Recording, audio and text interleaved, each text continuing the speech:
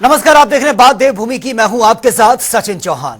मुख्यमंत्री पुष्कर सिंह धामी नैनीताल में morning walk के लिए निकले और इस दौरान सीएम धामी ने नैनीताल के बाजार में जाकर स्थानीय व्यापारियों का हालचाल भी पूछा है। ये तस्वीरें मॉर्निंग वॉक के समय की है। नैनीताल घूमने आए पर्यटकों से भी मुलाकात की है। उत्तराखंड की पर्यटन गतिविधियों पर चर्चा हुई और इस दौरान मुख्यमंत्री नैनीताल स्थित डीएसए खेल मैदान भी पहुंचे हैं। यहां पर उन्होंने खिलाड़ियों के साथ लंबा टाइम स्पेंड किया। खिलाड़ियों के साथ फुटबॉल भी खेलते हुए नजर आए हैं, बास्केटबॉल भी उन्होंने खेली है और इसके बाद उन्होंने एक चाय की दुकान पर जाकर खुद चाय बनाई। सीएम ने अपने स्टाफ को भी चाय पिलाई है।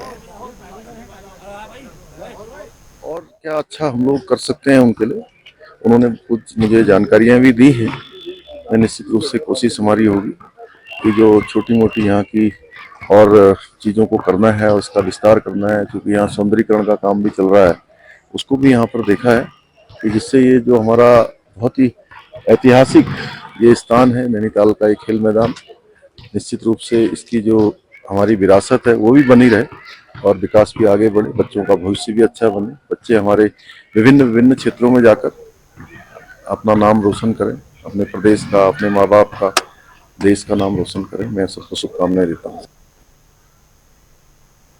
तो चलिए खबरों में आगे बढ़ेंगे बड़ी खबर के साथ। और फिलहाल ये बड़ी खबर सामने आ रही है, विधानसभा उपचुनाव से जुड़ी है बड़ी अपडेट। बीजेपी ने जारी कर दी है 40 स्टार प्रचारकों की लिस्ट।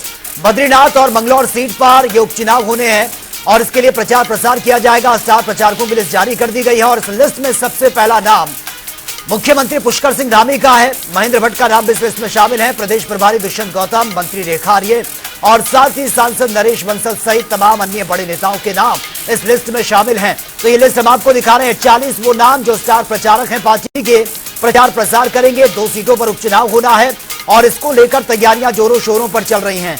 ये स्टार प्रचारकों की लिस्ट हम आपको दिखा रहे हैं। इसमें सबसे पहला नाम प्रदेश के मुखिया मुख्यमंत्री पुष्कर सिंह धामी का नाम सबसे पहले है। उसके बाद तमाम दिग्गजों के नाम इसमें शामिल हैं।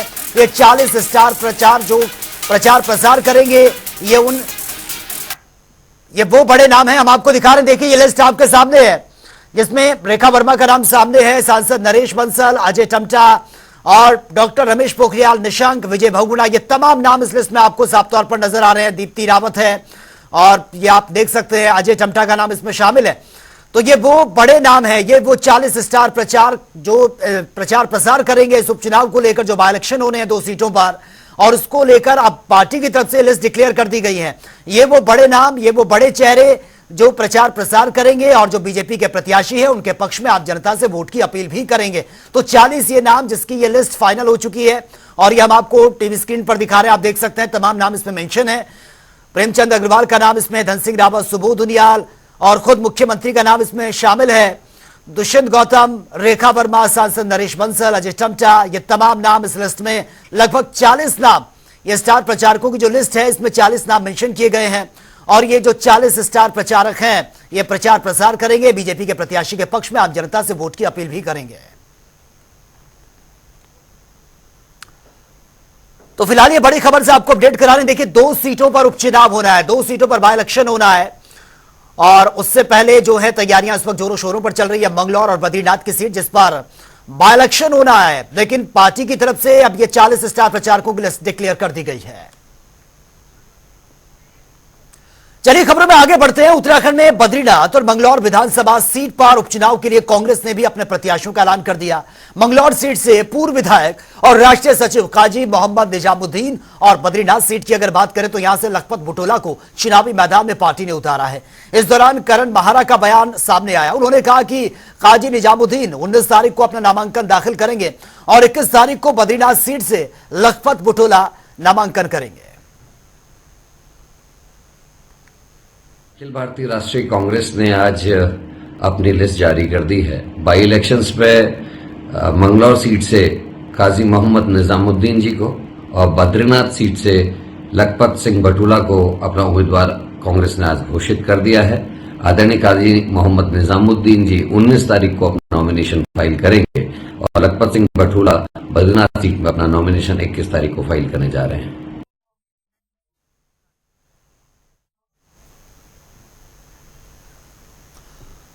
तो देखिए ये 2 नाम जो फाइनल कर दिए हैं पार्टी की तरफ से, लखपत बुटोला का नाम इसमें शामिल है और वो भी चुनावी मैदान में उतरेंगे। तो ये कांग्रेस के जो दो प्रत्याशी हैं, क्योंकि दो सीटों पर बाय इलेक्शन हो रहा है, जिसमें बद्रीनाथ की सीट है और मंगलौर की सीट, और दोनों सीटों पर अपने नाम फाइनल कर दिए हैं। दूसरी तरफ बीजेपी ने भी जो अपनी लिस्ट है वो जारी कर दिया स्टार प्रचारकों की, क्योंकि पहले से ही नाम बीजेपी फाइनल कर चुकी है। और जो स्टार प्रचारक हैं, जो प्रचार प्रसार करेंगे, मैदान में उतरेंगे और बीजेपी के प्रत्याशियों के लिए प्रचार प्रसार करेंगे, उनकी जो लिस्ट है, लगभग 40 नाम इस लिस्ट में मेंशन किए गए हैं। आप देख सकते हैं लिस्ट में सबसे पहला जो नाम है वो खुद मुख्यमंत्री का नाम उसमें सबसे टॉप पर है। उसके बाद तमाम दिग्गजों के नाम इस लिस्ट में शामिल हैं।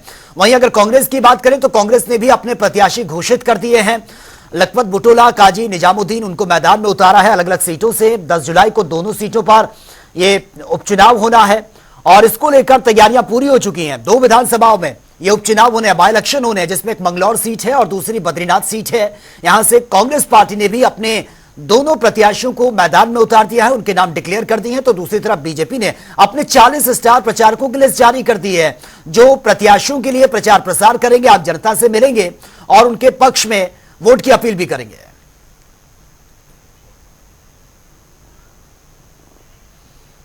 और वे उत्तराखंड में बद्रीनाथ और मंगलौर विधानसभा सीट पर उपचुनाव के लिए बीजेपी और कांग्रेस दोनों ने अपने अपने प्रत्याशियों का ऐलान कर दिया।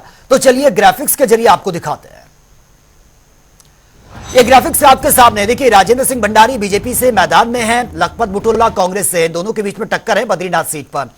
और इसके बाद बात करेंगे अगली सीट यानी कि मंगलौर सीट पर करतार सिंह बड़ाना बीजेपी ने मैदान में उतारा, इनको टक्कर देंगे काजी मोहम्मद निजामुद्दीन, कांग्रेस की तरफ से इनको मैदान में उतारा गया है। यह मंगलौर सीट और बद्रीनाथ सीट जिस पर यह बाय इलेक्शन होना है। और ये लिस्ट हम आपको दिखा रहे हैं स्टार प्रचारकों की। ये बीजेपी के स्टार प्रचारकों की लिस्ट है, लगभग 40 नाम इस लिस्ट में मेंशन किए गए हैं और आप देख सकते हैं अब कांटे की टक्कर है, क्योंकि ये दो सीटें काफी अहम है दोनों पार्टियों के लिए, फिर चाहे कांग्रेस की बात करें या बीजेपी की बात करें। ये दोनों सीटें बहुत ज्यादा मायने रखती हैं और दोनों पार्टियों की तरफ से अपने अपने जो प्रत्याशी हैं मैदान में उनको उतारा गया है। कांटे की टक्कर ये रहने वाली है, फिर चाहे हम मंगलौर सीट की बात करें या बद्रीनाथ सीट की बात करें।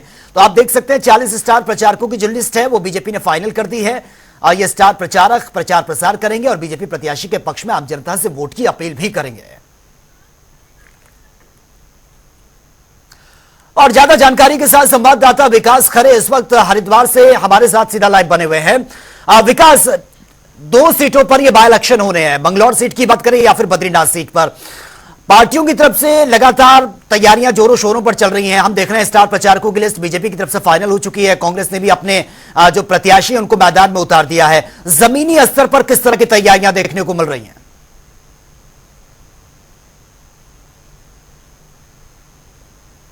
विकास, आपकी आवाज नहीं मिल पा रही है।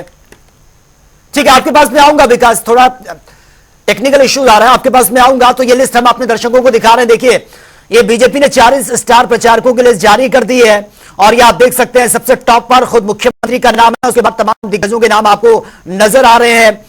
और साथ में अगर हम कांग्रेस की बात करें तो कांग्रेस भी पूरी तरीके से मैदान में उतर चुकी है। दोनों प्रत्याशी कांग्रेस ने मैदान में उतारे हैं, फिर चाहे हम मंगलौर सीट की बात करें या बद्रीनाथ सीट की बात करें, लखपत बुटोला उनको मैदान में उतारा है। और आप देख सकते हैं ये कांटे की टक्कर इस बार रहने वाली है। हालांकि नाम फाइनल हो चुके हैं, स्टार प्रचारकों की लिस्ट बीजेपी ने जारी कर दी है। ये वो स्टार प्रचारक जो प्रचार प्रसार करेंगे प्रत्याशियों के लिए, जो बीजेपी के प्रत्याशी हैं। और विकास खरे इस वक्त हमारे साथ बने हुए हैं लाइव। विकास, आपको मेरी बात मिल पा रही है? बिल्कुल, देखिए मैं आपको बताना चाहूंगा हरिद्वार से जो मंगलौर सीट है वहां पर उपचुनाव की जो सरगर्मियां है वो लगातार यहाँ पर तेज हो चुकी है। चूंकि अगर हम बात करें तो कांग्रेस ने कल अपने प्रत्याशी निजामुद्दीन को यहाँ पर चुनावी मैदान में उतारा है। और वहीं अगर हम भाजपा की बात करें तो भाजपा ने भी जो यहाँ से करतार सिंह बड़ाना को चुनावी मैदान में उतारा है। इसके साथ साथ ही जो दिव्यांग विधायक है उनके बेटे को बसपा ने यहाँ पर चुनावी मैदान में उतारा है। तो ऐसे में जो है मंगलौर का चुनावी जो समर है कहीं न कहीं भाजपा के विजय रथ की यहाँ पर कड़ी परीक्षा रहने वाला है, चूंकि अब तक जो 4 सीट है। जी चलिए, ठीक है विकास, आपके पास आने की मैं कोशिश करूंगा। तो ग्राफिक्स हम अपने दर्शकों को दिखा देते हैं एक बार। तो ये ग्राफिक्स आप देखिए, ये देखिए दो कैंडिडेट जो मैदान में बद्रीनाथ सीट से, राजेंद्र सिंह भंडारी और लखपत बुटोला, इन दोनों के बीच कांटे की टक्कर रहने वाली है। इसी के साथ अगली जो सीट की हम बात करें वो अगली सीट है मंगलौर की सीट, जहां पर कांटे की टक्कर रहेगी। लेकिन ये बद्रीनाथ सीट पर आप देख सकते हैं राजेंद्र सिंह भंडारी बीजेपी के प्रत्याशी हैं, ये मैदान में हैं। और मंगलौर सीट की अगर हम बात करें, करतार सिंह बड़ाना बीजेपी से मैदान में है और कांग्रेस ने यहां पर काजी मोहम्मद निजामुद्दीन को मैदान में उतारा है। तो ये कांटे की टक्कर रहेंगी, तैयारियां जोरों शोरों पर चल रही हैं। जिस तरह से विकास बता रहे थे कि ये किसी अग्नि परीक्षा से कम नहीं रहने वाला है, हालांकि वो तो रिजल्ट बताएगा और जनता किस पर विश्वास जताती है ये आने वाला वक्त बताएगा। लेकिन इससे पहले कि अगर हम चुनावों की बात करें, उसमें कोई कांग्रेस का बहुत अच्छा परफॉर्मेंस नहीं रहा है। लोकसभा के परिणामों की बात करें तो एक भी सीट कांग्रेस के हाथ में नहीं लगी। हालांकि अब यह विधानसभा का बाय इलेक्शन है, इसको लेकर तैयारियां जोरों शोरों पर चल रही हैं और सभी पार्टियां अपनी अपनी तरफ से पूरा दावा भी कर रही हैं। तो उपचुनाव की तारीखों का ऐलान होने के साथ ही सभी राजनीतिक दल सक्रिय हो चुके हैं, एक्टिव मोड में आ गए हैं। रुड़की की मंगलौर विधानसभा के नारसा में बीजेपी की उपचुनाव प्रबंधन समिति की बैठक का आयोजन हुआ है, जिससे बीजेपी के प्रदेश प्रभारी दुष्यंत गौतम, प्रदेश अध्यक्ष महेंद्र भट्ट और हरिद्वार से सांसद त्रिवेंद्र सिंह रावत भी मौजूद रहे।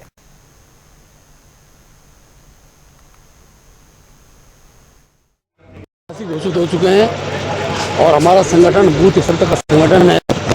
ये सब बूथ स्तर के कार्यकर्ताओं के साथ संपर्क यथाशीघ्र बने और पिछले अभी जो लोकसभा चुनाव था 132 में 47 बूथ हम जीते हुए हैं।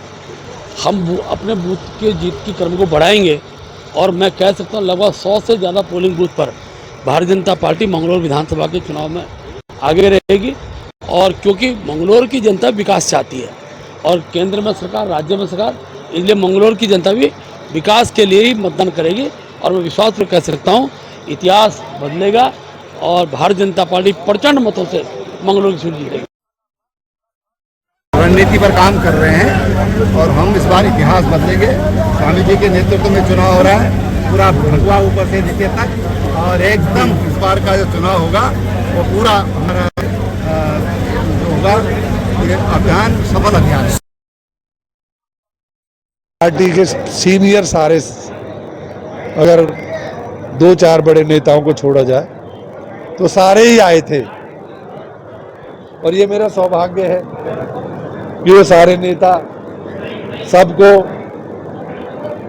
वोट देने के लिए ही नहीं, वो ये बता के गए कि भैया करतार सिंह जीते, कोई और जीते, लेकिन पार्टी जीतनी चाहिए। हमारे जीतने और हारने से फर्क नहीं पड़ेगा, लेकिन अगर मोदी जी की सरकार में कोई सरकार का नुमाइंदा हारता है ना, तो वो हमारे लिए शर्म की बात है। चलिए खबरों में आगे बढ़ते हैं। पौड़ी जिले के अशासकीय विद्यालयों में लिपिक और शिक्षकों की नियुक्ति में गड़बड़ी की शिकायत मिलने पर मुख्यमंत्री पुष्कर सिंह धामी ने खुद इसका संज्ञान लिया है। शिक्षा सचिव को एसआईटी जांच के निर्देश दे दिए हैं। दरअसल पौड़ी निवासी राजेश सिंह ने मुख्यमंत्री से शिकायत में कहा कि जिले के कुछ अशासकीय विद्यालयों में वित्तीय अनियमितताओं के साथ ही नियुक्तियों में भारी मात्रा में गड़बड़ी की गई है। चूंकि हमेशा से हमारी पारदर्शिता हमारा संकल्प रहा है और उस ध्येय को लेकर सरकार काम कर रही है। कहीं भी कोई भी किसी प्रकार की भी अगर इस प्रकार की गलतियां आती हैं, इस प्रकार का जो है कोई भ्रष्टाचार का मामला आता है, तो निश्चित रूप से उसमें जांच होनी चाहिए। ये हम लगातार जांच कर भी रहे हैं और इस पे भी हमने जांच के लिए कहा है। और वे दिल्ली में गृह मंत्री अमित शाह से उत्तराखंड के डीजीपी अभिनव कुमार ने शिष्टाचार मुलाकात की। इस दौरान उत्तराखंड में शांतिपूर्ण चुनाव को लेकर गृह मंत्री अमित शाह ने डीजीपी अभिनव कुमार को बधाई भी दी है।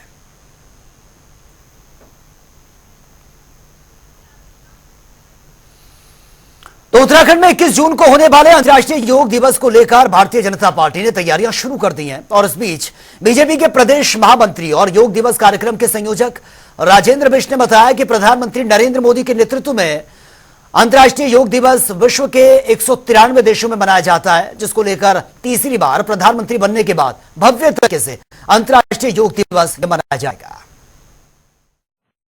आज तक पूरे विश्व के अंदर किसी राष्ट्राध्यक्ष को यह सौभाग्य प्राप्त नहीं हुआ है कि अपनी जनता के बीच पर या अपने प्रदेशवासियों के साथ, अपने देशवासियों के साथ लगातार प्रत्येक महासंवाद करने का अगर श्रेय प्राप्त हुआ है तो इस देश के यशस्वी प्रधानमंत्री नरेंद्र मोदी को हुआ है, जो Guinness book of world record में दर्ज है। आज तक विश्व के किसी भी राजनेता को यह सौभाग्य प्राप्त नहीं हुआ है। उन्होंने लगातार 110वां एपिसोड अभी तक हम कर चुके थे, क्योंकि आचार संहिता बीच में आ गई थी, तो इसके कारण अब 30 जून को 111वां एपिसोड होने वाला है। उसकी तैयारियां हम पूरे राष्ट्रीय स्तर पर भी कर रहे हैं और अपने प्रदेश स्तर पर कर रहे हैं। बहुत लंबे समय से लगभग 108 एपिसोड को लगातार मैंने देखा है। और वहीं योग दिवस पर बात करते हुए राज्य मंत्री मधु भट्ट ने कहा है कि विभाग की ओर से उत्तराखंड के अधिकांश क्षेत्रों में यह योग दिवस मनाया जाएगा और इस कार्यक्रम के अंतर्गत कार्यशाला संगोष्ठी का भी आयोजन ये होने जा रहा है। योग दिवस के उपलक्ष्य में पूरे उत्तराखंड में हमारी संस्कृति साहित्य कला परिषद के माध्यम से कार्यशालाएं और संगोष्ठी आयोजित की जा रही हैं स्थान स्थान पर। साथ में जो योगाचार्य हैं उनके माध्यम से जो स्कूल के बच्चे हों और हमारे जितने भी जगह जो स्थान हमने चिन्हित किए हैं पूरे उत्तराखंड में ब्लॉक स्तर पर जहां स्थान चिन्हित किए हैं उन स्थानों पर हम कार्यशाला के माध्यम से जानकारी भी देंगे। साथ में योग भी वहां पे करवाया जाएगा और इसमें स्थानीय निवासियों की यहाँ पे महत्वपूर्ण भूमिका रहेगी। उनकी सहभागिता हमको मिल रही है। कई संस्थाएं हमारे साथ इस समय बढ़ चढ़कर हिस्सेदारी निभाने के लिए तैयार हो गई हैं। और उत्तराखंड में चार धाम यात्रा मार्गों पर अब धामी सरकार के मंत्रियों का विरोध होना शुरू हो चुका है। वहीं प्रभारी मंत्री उत्तरकाशी के दौरे पर थे, जहां पर उन्होंने यमुनोत्री सड़क मार्ग का जायजा लिया और इस मौके पर होटल एसोसिएशन और अन्य संगठनों ने मंत्री वापस जाओ के नारे लगाकर जमकर विरोध किया। यह तस्वीर आपके सामने है। स्थानीय लोग सरकार का विरोध इसलिए कर रहे हैं क्योंकि राज्य सरकार अब यात्रा को कोटद्वार या रामनगर से संचालित करने की बात कर रही है, जिसके लिए अधिकारियों को दिशा निर्देश भी दिए जा चुके हैं। हमारा तो ये तो आप सभी को अवगति है कि हमारे माननीय मुख्यमंत्री जी द्वारा जो हमारी चार धाम की यात्रा है और सदियों से चली आ रही है, दशकों से चली आ रही है और उसका मुख्य जो पड़ाव है हरिद्वार ऋषिकेश से मां यमुना, गंगा और केदार घाटी और बद्री विशाल वापस हरिद्वार। लेकिन विशेष सूत्रों से ज्ञान तो हुआ है कि हमारे जो वर्तमान मुख्यमंत्री हैं श्री पुष्प सिंह धामी जी, उनका अभी जो है प्रोग्राम हो रहा है कि हम यात्रा रामनगर से शुरू करेंगे और वहां से आपका केदार, बद्री और अगर लास्ट में किसी को आना होगा यमुनोत्री और गंगोत्री तब आएंगे। नहीं तो ये जो है चार धाम का जो सदियों से चल के आ रखा है, ये पूर्व वेदों में भी वर्णित है कि सबसे पहले जब पैदल यात्रा चली थी तब भी जो है ऋषिकेश और हरिद्वार से शुरू हुई थी और उसके बाद जब वहां शुरू हुए तब भी वहीं से चली है। और उत्तराखंड में मंडल स्तर पर बीजेपी 21 जून से जन सहभागिता कार्यक्रम शुरू करेगी और इसके लिए बीजेपी राष्ट्रीय अध्यक्ष जेपी नड्डा ने प्रदेश अध्यक्ष महेंद्र भट्ट को निर्देश भी दिए हैं। वहीं इसके तहत 21 जून को प्रत्येक मंडल में कार्यकर्ता एक जबकि मोर्चे और प्रकोष्ठ जिला स्तर पर एक शिविर योग का आयोजन यहां पर किया जाएगा और इसी के साथ ही पूरे महीने कई अन्य कार्यक्रमों का भी आयोजन यह होना है।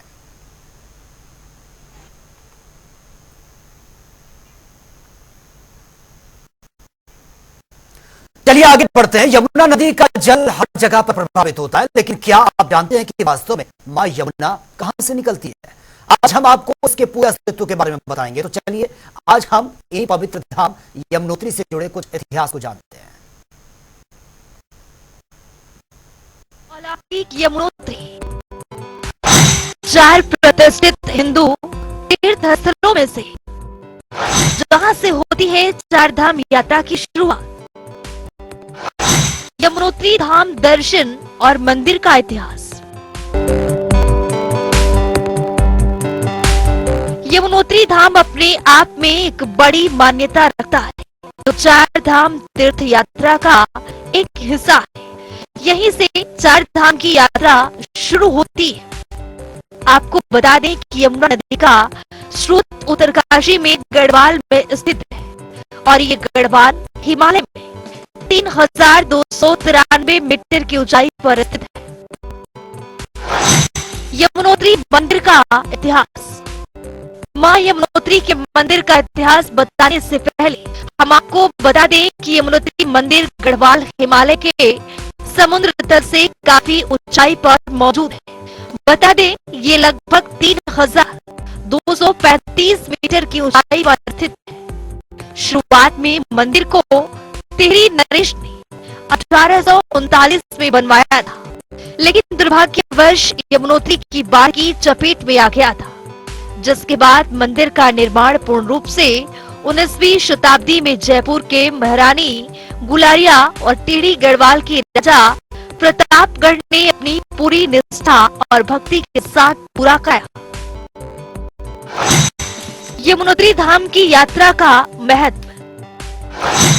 किसी भी यात्रा के पीछे कई सारे कारण और कथाएं छिपी होती हैं। ऐसे ही मां यमुनोत्री के धाम की यात्रा का महत्व है, जिसके अनुसार कहा जाता है कि सूर्य देवी की पुत्री यमुना और पुत्र यमराज है। जब मां यमुना नदी के रूप में पृथ्वी पर बहती थी, लोक दिया गया। मां यमुना ने भाई दूज का त्योहार बनाया। यमराज ने बहन यमुना की बात को सुनकर वरदान दिया कि जो भी तेरे पवित्र जल में स्नान करेगा वो यमलोक का रास्ता कभी नहीं दिखेगा। इसीलिए कहा जाता है कि जो भी मनुष्य यमुना के पवित्र जल में स्नान करता है तो वो अकाल मृत्यु के भय से दूर हो जाता है और मोक्ष को प्राप्त होता है। इसीलिए यहाँ लाखों से भी ज्यादा की संख्या में भक्त आते हैं। यमुनोत्री के कपाट खुलने का समय। पहाड़ों में बसी यमुनोत्री मंदिर में आने और जाने का समय निर्धारित है। ऐसा बिल्कुल नहीं है कि कोई किसी भी समय आ जा सकता है। इसलिए मंदिर के कपाट खुलने का समय तय है। बता दें कि मंदिर के कपाट अक्षय तृतीया के पावन पर्व पर खोले जाते हैं, यानी कि अप्रैल मई के महीने में कपाट खोले जाते हैं। यात्रा शुरू हो जाती है और अक्टूबर नवंबर में मंदिर के कपाट बंद कर दिए जाते हैं। यमुनोत्री धाम की यात्रा की जहां तक बात यात्रा की शुरुआत की है, बता दें कि यात्रा की शुरुआत सबसे पहले पांडवों ने की। पांडव उत्तराखंड में तीर्थ यात्रा पर आए थे, तो पहले यमुनोत्री आए, उसके बाद गंगोत्री, फिर केदारनाथ और बद्रीनाथ की ओर बढ़े। तभी से चार धाम यात्रा की शुरुआत, तभी से ही यहाँ पर लाखों भक्तों का तांता लगता रहता है और सब अपनी मनोकामना को पूर्ण कराने के लिए यमुनोत्री से यात्रा की शुरुआत करते हुए चार धाम की पूरी यात्रा करते हैं। मनुष्य अपने जीवन में अनेकों पाप करता है, जिनका उद्धार यमुनोत्री के जल में स्नान करने से हो जाता है। पाप से मुक्ति पाने के लिए हर साल यहाँ भक्त आते हैं और कलयुग में किए पाप से मुक्ति पा लेते हैं। स्पेशल डेस्क जनता टीवी।